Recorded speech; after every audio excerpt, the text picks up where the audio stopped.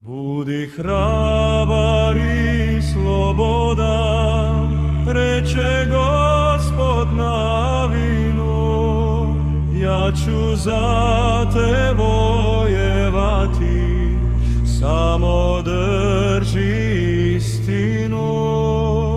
Ja ću za te vojevati, samo drži istinu. To i sada Gospod zbori svakom pravom Srbinu. Ja sam s tobom, budi hrabar i održi istinu.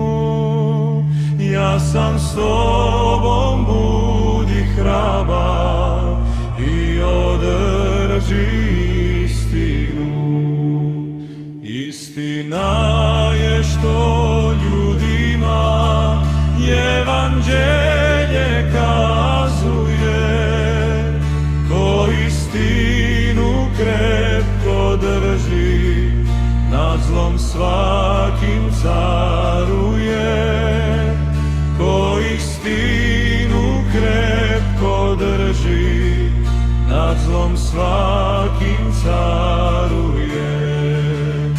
Istina je sa slobodom neraskidno vezana.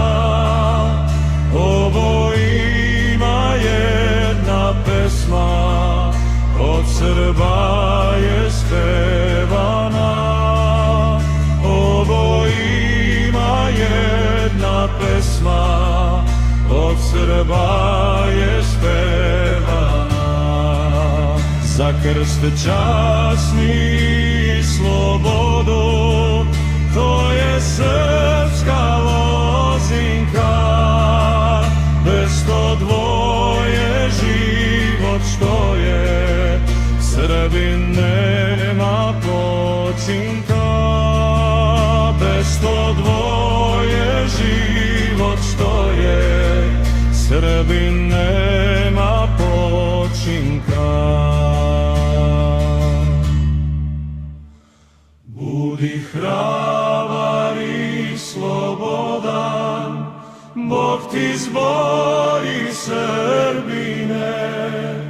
Ja ću za te vojevati, samo drž se